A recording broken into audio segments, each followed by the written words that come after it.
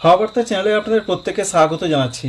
এই মুহূর্তে এবং আগামী কয়েকদিনে আবহাওয়ার কেমন পরিস্থিতি থাকতে পারে, সব থেকে বড় ব্যাপার রয়েছে আবার ডিভিসির তরফ থেকে জল ছাড়া হয়েছে, যেটা আপডেট পাওয়া যাচ্ছে তাদের ওয়েবসাইটে।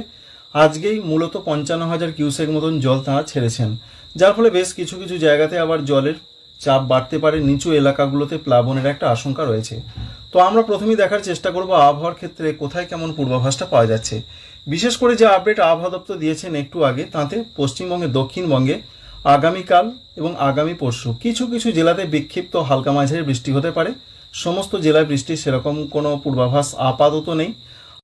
আর ঘূর্ণাবর্ত নিম্নচাপের যা খবর রয়েছে তাতে উত্তরপ্রদেশ এবং বিহার সংলগ্ন জায়গায় রয়েছে একটি ঘূর্ণাবর্ত।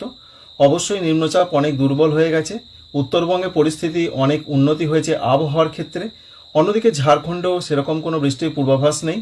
এই সমস্ত বিষয় নিয়ে থাকছে এখনকার বিস্তারিত আলোচনা। শেষ পর্যন্ত সঙ্গে থাকুন, অবশ্যই ভালো লাগবে, কাজে লাগবে।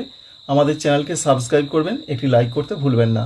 এই মুহূর্তে প্রথমেই যে আপডেট আমরা লক্ষ্য করতে পারছি তাতে পশ্চিমবঙ্গে, দক্ষিণবঙ্গের দিকে তাকালে যেটা দেখতে পাচ্ছি আমরা, সেইভাবে কোথাও বৃষ্টির সম্ভাবনা নেই। আজকে রাত